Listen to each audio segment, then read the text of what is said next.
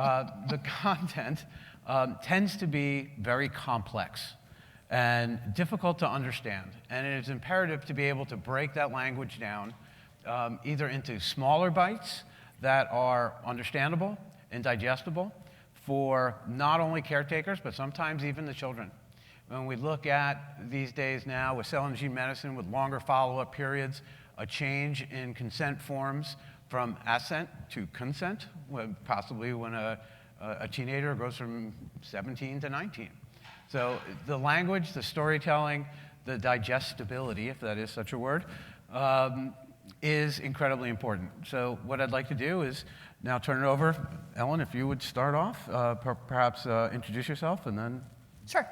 So I'm Ellen Wagner, and I'm here on behalf of Parent Project Muscular Dystrophy. We're an advocacy organization. We're about 26 years old, and we're in the Duchenne and Becker muscular dystrophy space. Gene therapy is a big player right now in our space. It's very exciting, but it's fraught with pitfalls, and I think that it's imperative that all of us in this space think about how important language is, and that means the providers, the patients, the families, industry, the investor community, the analysts, all of their language plays into the success of the therapy and a better experience for the patients. Len? So I'm Len Valentino. I'm currently the President and Chief Executive Officer at the National Hemophilia Foundation. NHF is 73 years old. It was founded in 1948 by parents of a boy with severe hemophilia because they saw the gap that existed for people like their son who there was no effort to discover and strive for new treatments. So their vision was to bring together healthcare professionals and the people who were affected by hemophilia together to foster research in this area. And roll forward probably about 50 years, the hemophilia community was decimated by HIV and then hepatitis C. So the AIDS epidemic really changed the complexion not only of the organization, but also of the community. And I think that brought in exactly what Ellen is talking about, the importance of the ability to communicate in common language.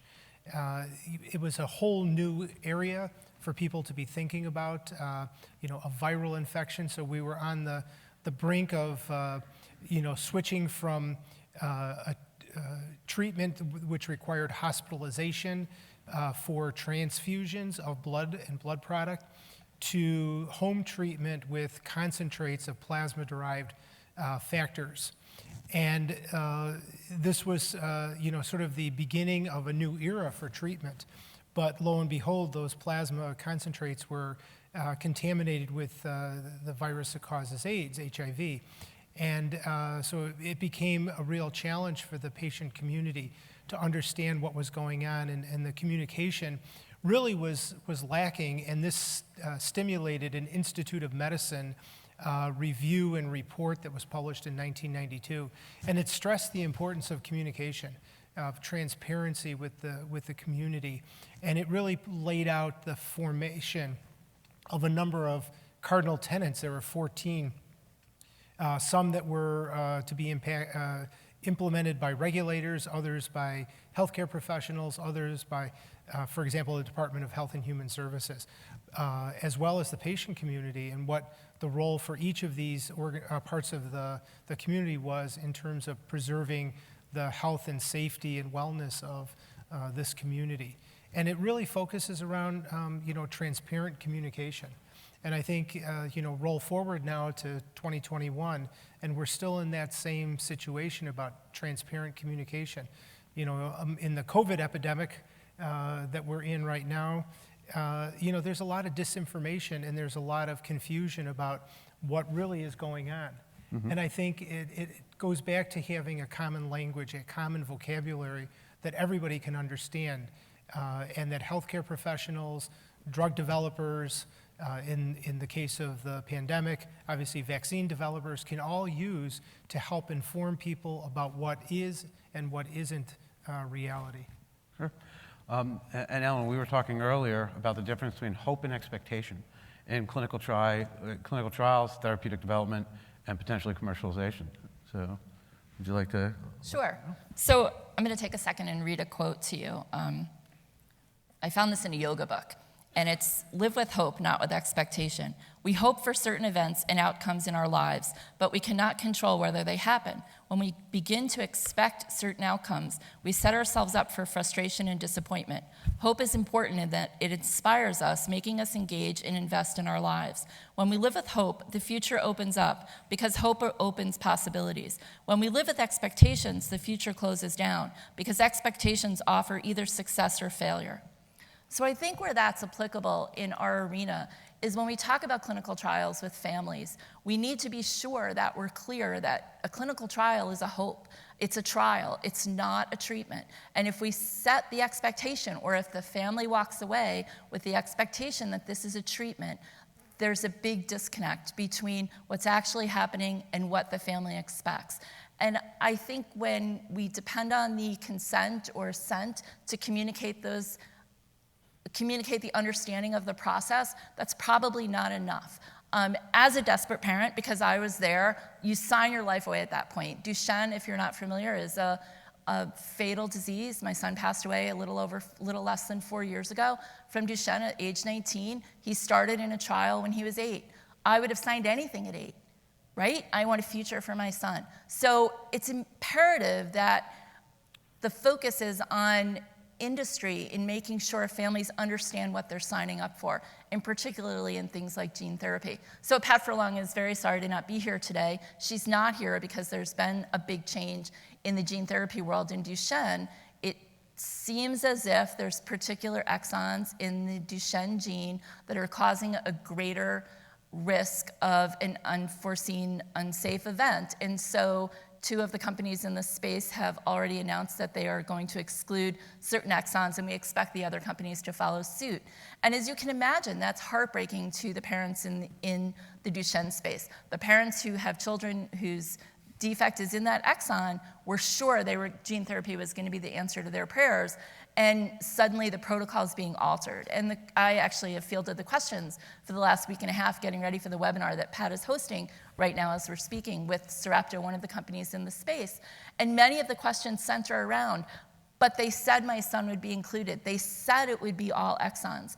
And I think that the message is, we don't know. A clinical trial is just that, it's a trial.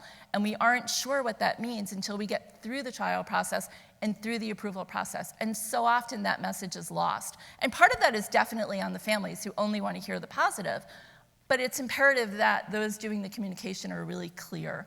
So if I could just talk for another minute. Language is so important. It stays with you forever. And I'll give you a little example of that. When my son was 2, he was diagnosed with Duchenne.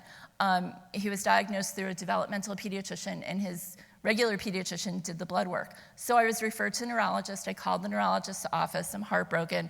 I want an appointment immediately because I'm sure the blood work is wrong, right? And they're going to tell me he's going to be fine. And so I call the office, and the nurse calls me back, and she says, well, he can't see you for 2 or 3 months. Your son probably has Duchenne, and we put that in the category as we can't do anything anyway, so there's no rush. Now, 20 years later, I can hear her saying that to me. And what an offensive thing to say to a parent. Whether it's true or not, why would you say that? And so language matters. The words that we use are really important as we move forward with all of our communities. Yeah, Brett, I can't agree more with Ellen. I think the language and the words that we use are incredibly impactful for people, and their hopes and their expectations are set by the words that we all use. As healthcare professionals, as a physician, I know that my patients were incredibly wed to the words that I used, and it was really important to be careful with what I said so that I didn't convey something that I was not able to fulfill. And I think that this is really true in the gene therapy space right now. These products are in clinical development for a reason. We're evaluating the safety of these products as well as looking at their efficacy. And when the equation for participating in a clinical trial is very dependent on the disease state. And I'll compare and contrast Duchenne muscular dystrophy and hemophilia, for example. So there's gene therapy programs, multiple gene therapy programs in both disease spaces. The standard of care for hemophilia is quite good. The life expectation is essentially the same for men as well as women with severe hemophilia as the healthy population, maybe a year or two shorter. But overall, the life expectation is essentially the same as their healthy peers. There are, of course, complications because of chronic bleeding, but life expectancy is near normal. So there is morbidity associated with the disease, and of course, there comes with the burden of treatment because there is chronic treatment. But I think the important thing to remember is there is treatment, and that treatment is highly effective, if not perfect, but it's highly effective. Look at Duchenne muscular dystrophy. We don't have the same situation there. We don't have treatments. There's so many diseases, spinal muscular atrophy, and others that fall into this category where there is no treatment that's currently available. So when Ellen says, as a parent, when her son was 8 years old, she would have signed anything and would have taken the risk. Well, that's because it's a very different equation that you're looking at when you have no other treatment. And I think it's really important in both situations that the drug developers, the patient advocacy organizations, the patient communities all come together along with regulators and other stakeholders to really understand the importance of educating on these therapies, what they are likely to deliver and what they're not going to be able to deliver. And I think in the hemophilia situation, we're looking for opportunities to build upon a great standard of care and reduce the burden of the treatment as well as the burden of disease. In spinal muscular atrophy and Duchenne muscular dystrophy and so many other diseases where there are no treatments, we're looking to extend people's lives and really offer an opportunity to live a full life. That's currently available in hemophilia. So that equation is very, very different. And therefore, the discussion has to be very different between a healthcare professional and the family or a patient in those two circumstances. And setting the expectation is incredibly important. When I was thinking about, so I'm trained as a hematologist, I'm a pediatric hematologist, and when I was thinking about my career choices in medical school, I thought, well, do I want to be an adult hematologist? Do I want to be a pediatric hematologist? And I knew I didn't want to be a pediatrician because I wasn't interested in, taking care of runny noses and things like that. But as I was thinking about, hematology and oncology, I had this sort of thought process. If I take care of a 50-year-old who has a life-threatening cancer, and I can give them 5 years, that's 5 years out of 50 years to extend their life. It's about a tenth. If I take a 5-year-old and I give them 5 years, I've doubled their life expectancy. So it really is how you think about this as both a healthcare professional and the recipient of healthcare. There's so much more value potentially in extending the life of a child, and I think that has to really be put into the equation here. And it's so challenging, so what is the information that patients want? I think they want honest, they want consistent information, so it's using the words that everybody can understand and agree upon so that it means the same thing to me as a healthcare professional and an advocate as it does to Ellen as a parent and a healthcare advocate. So I think that's the consistency of language is so important. I think it's also that it has to be timely, and certainly something like this where there's a change in a protocol. It's incumbent upon drug developers to be timely in that information. Don't wait. In hemophilia, gene therapy, and many other areas of AAV-based gene therapy, there have been a number of safety signals that have emerged. It's incumbent upon the drug developers to share those safety signals as quickly as possible so that we do have that timely dispersion of information. as a potential recipient of a gene therapy product, how important is that to know that latest safety data? That's going to impact on a decision-making process. So I think, consistent information, it has to be timely, and also it has to be transparent. There has to be that degree of honesty and transparency in the information that's communicated. Because the worst thing that can happen is that there's this sort of veil of secrecy and that the community doesn't really understand what's happening. So it all goes to accountability, and we really have to have this communication, and I can't stress, obviously it has to be accurate.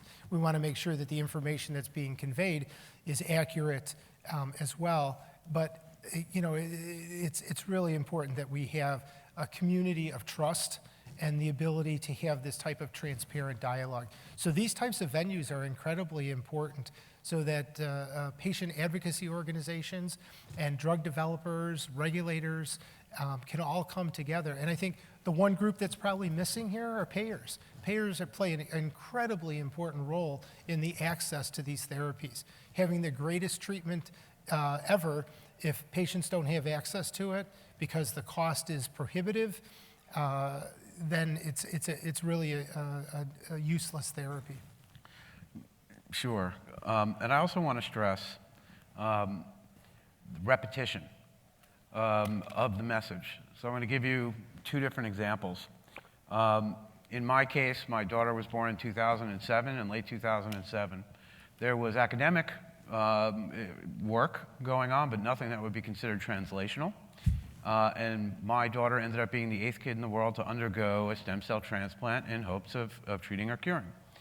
So there's no data at number 8, right? There's no knowledge. And let me tell you, that informed consent was this long, and I read it cover to cover, but a week later, I couldn't tell you what was on page 3, paragraph 2. Point of all this is go a year and a half down the line. We had moved to Minneapolis. We came back. I was then running Debra of America, and I was getting a number of calls from parents. Should I put my child in this trial? Now, it was very clear that the PI at that point had said this is not a cure, right? And there was no documented case of success, but there was mortality in this case. So after explaining to her that there are potential outcomes, get better, stay the same, get worse, or die, right? Those are the 4 potential outcomes, and we don't know what leads from one into the other. And this was a lengthy hour conversation. 4 minutes after I hung up the phone, she got on Facebook, this individual, and wrote, "I'm going for the miracle cure." So perhaps I wasn't clear enough, and that got me, especially as a head of an organization, to understand how to develop materials and frequency of delivery of those materials. And by the way, this is one of those great partnering opportunities where industry can partner early and often with the patient advocacy group to discuss what are the needs of the patient. Do they need to understand, have you used an AAV or a lenti or an adeno? You need to explain what that is. What are the potential benefits? What are the potential risks? You need to do it at a 5th grade reading level. Certainly not to everybody, but you need to do it so that people can understand it, and you need to deliver it in multiple formats. And it's not only to the patient where the education is imperative. We held an externally led patient-focused drug development meeting, and it was to standardize language and understanding at the FDA, as you all know, about our disease state. And then they put out new draft guidance, and then 2 months later, they walked it back a little bit. And you also have to remember that for our disease states, there are what we'll call multiple shots on goal. It's not just one industry sponsor, right? So we're lucky in that for rare diseases. We are lucky that way. Mm-hmm. But what that leads to is perhaps in the FDA, one drug going through CEDAR, another drug going through CBER. So the educational materials to the regulators also have to be modified depends on who your audience is. So it's critically important to understand who the audience of the information is.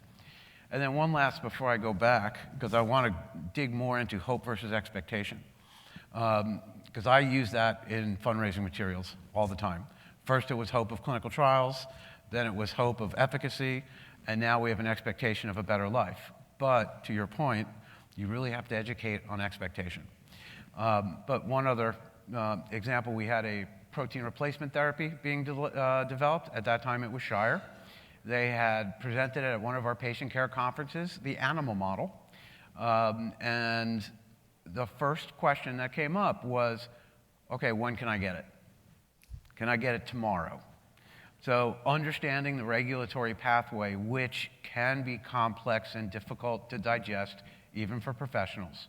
You're looking at the patient population that's full of hope, that's full of expectation, and sometimes may have had those hopes and expectations dashed when a drug fails, or when there's an acquisition and then shelved.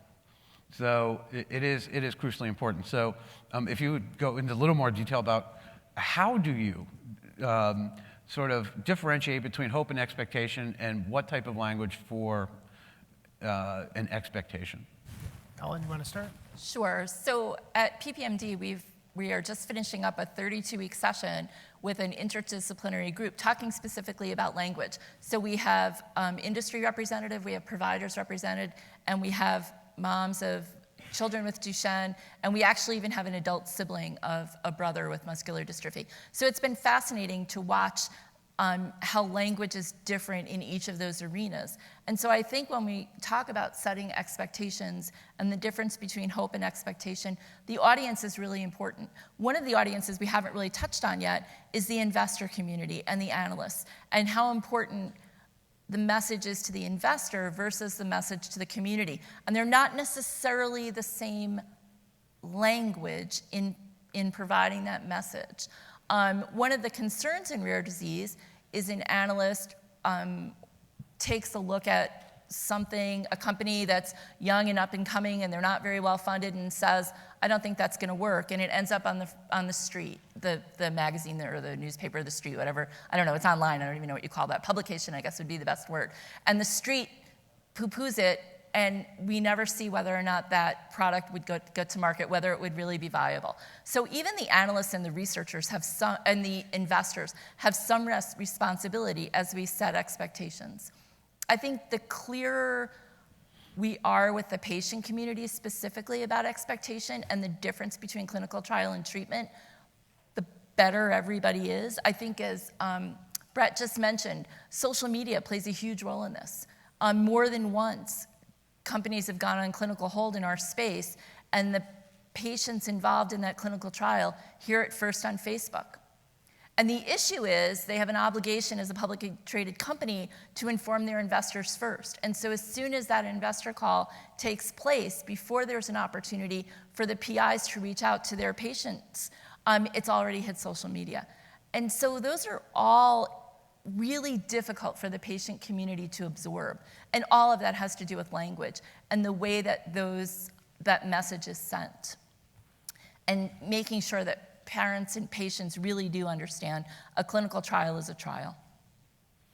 Yeah, I'll use the example from the hemophilia community on developing a core outcome set. And this was about 3 years ago. A multidisciplinary group was assembled that included the drug developers in the hemophilia gene therapy space, along with healthcare professionals, regulators, payers, and of course patients. So basically every stakeholder had a seat at the table. And it started out by really trying to understand what was important to the patients, to have outcomes that were meaningful to patients.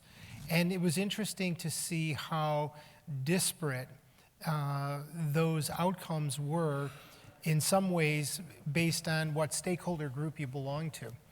But it was also interesting to see how the same outcomes were described in different ways by the various stakeholders. So that use of that language was very different depending on the stakeholder. So in the end, after a Delphi process that underwent 3 rounds, where the voting was actually weighted towards the patient's votes. So the patients had sort of a double impact on the core outcomes, as well as the language that was used to describe those outcomes as the other stakeholders in the group, because we really wanted to make sure that the patient voice was clearly represented in this process. And it created an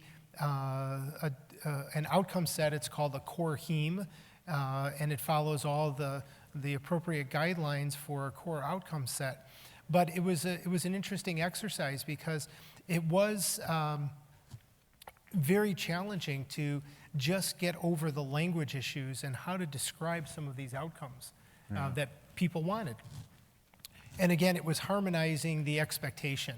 It was harmonizing the expectation for the drug developers, for the regulators, for the patient community and the healthcare professionals, all into one space, which again, I think goes to the whole notion of hope versus expectation.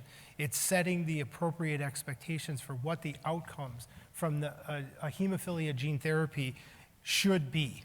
And as a former drug developer, so I'm rehabilitated now after 7 years in industry, I understand the importance of having a target product profile. And this core outcome set really helps guide what that TPP should look like and what are the aspirations for a particular product. And it gives people the expectation of what they might be able to achieve with a gene therapy product for hemophilia. And I think it's really important to set that and then really do the education, and as Brett said, repetition. It needs to be over and over and over to allow people to really understand and assimilate that information, because it's foreign, and we do better with repetition. So as we have, I'd like to give you the opportunity to ask questions, but before we do that, I kind of want to pivot a little bit, given who the audience is now, is help to create sort of a best practice on how to engage the patient community. And to provide some either examples or recommendations about the best way to do that at this point, especially when this is where competitive industry members can work together in the development, and from a transparent point of view, that will help your brand image in the patient population. Working together, believe it or not, and it's an easy opportunity to do it. And in an industry, and I say this as a joke, but you guys suffer from overactive attorney disorder. So in this case, the therapy is working with the patient organizations in this case. So I don't know if you have any specific guidelines or recommendations for how they should engage with us. Yeah. Sure, I can start. So we work actively with industry. We partner with most of industry that's in our space, if not all. We award young investigator grants.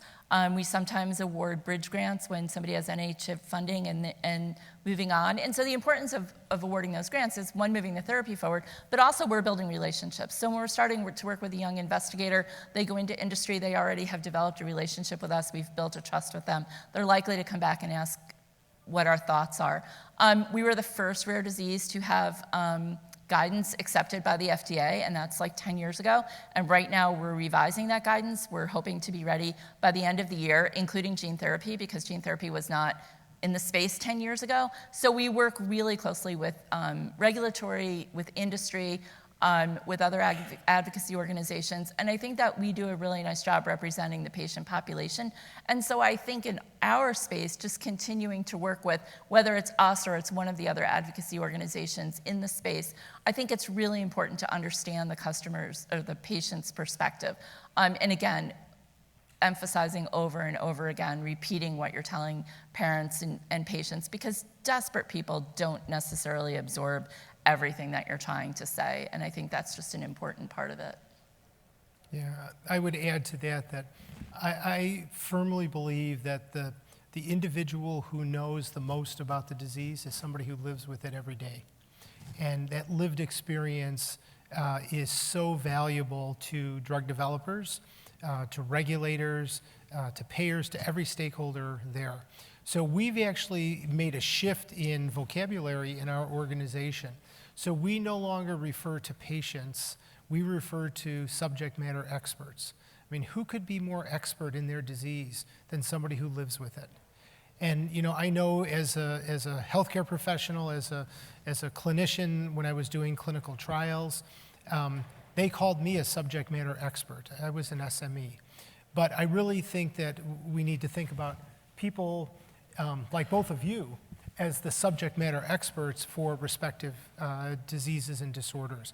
I mean, that lived experience is so valuable to the community and the various stakeholders that it cannot be emphasized enough. So early, often engagement in an authentic way, I think is what's critical. And at the National Hemophilia Foundation, we're trying to foster that type of interaction, not only with the organization, but more importantly, with people in our community that live with these various disorders. So we sort of support more than just the hemophilia community. It's other rare inherited bleeding disorders. So for example, factor 13 deficiency, for which the treatment, there's only limited treatment availability, and then something like factor 10 deficiency where there's really no treatment available. To other disorders like Glanzmann thrombasthenia, which is an ultra-rare 1 in a million platelet disorder, which has no treatment at all. So it's really bringing the voice of those subject matter experts into the conversation and ensuring that there is the ability to have that authentic communication between the various stakeholders. And I see that as my job, is to facilitate that type of communication and bring the right stakeholders together. Great. I will say this is another great use for patient ad boards when they are together, to run language by them, to have them modify it, edit, add to. So we've got about a minute and a half left. I know that's not a lot of time. So I'd like to open it up to some question and answer, some questions, if there are any. But before that, I just want to say thank you to Ellen and Len for taking time to do this. So thank you very much. I appreciate your time. Are there any questions? I think Janet has her hand up. Somebody in the back there too? There's a question in the back. I don't know if this is working. Hello, can you hear me? Can you hear me? Yeah. Okay, great. Thanks. Thank you to ARM for putting on this panel, and for Ellen and Leon for participating here. Such an incredible perspective you're sharing. Something that both hemophilia and Duchenne muscular dystrophy share in common is that there's a lot of innovation and a lot of development going on. There's almost a crowding effect of many companies advancing sort of novel technologies. And so with that, I have sort of two questions.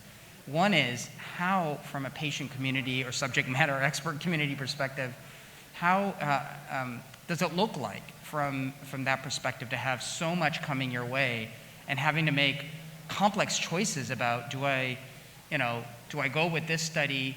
This also looks promising. Do I save my child or do I save myself because I only have one shot? And I'm just curious about how families are navigating that, and how the patient advocacy groups are helping patients navigate these complex choices when there's so many options.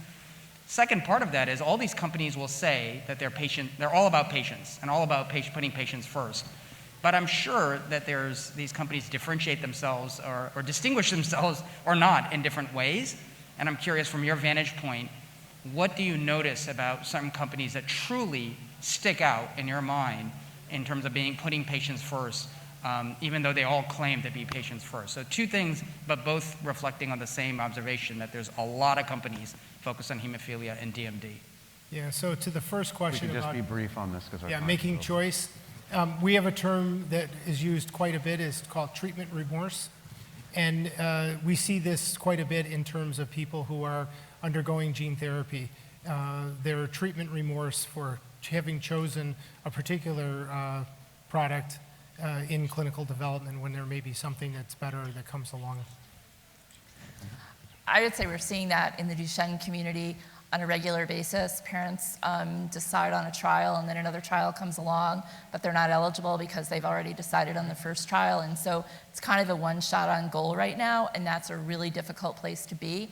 We're doing a lot of talk about platform trials, and that's a whole nother conversation, but where there would be an opportunity to do combination therapy. And we really think that eventually combination therapy is going to be the best solution for Duchenne, but obviously we're not there, regulatory is not there, the payers aren't there yet. Yeah, and a quick answer to the second question. What distinguishes the good from the not so good, I think, is that the ability to engage in authentic communication with the subject matter experts. Yeah, as to the second, it's blatantly obvious. You know, I mean, it's that it is so, it's like good pancakes versus bad pancakes. You know it when you experience it. And we've experienced both. As to the first, what we do in educating, which trials should you go to, what does each mean, how could it affect, we do a series of trusted clinicians, and we do webinars, and we do question and answer. So we'll have, say, Amy Power from Northwestern, something along those lines, and she will discuss the different trials, how you would potentially look at it, what type of questions to ask your physician.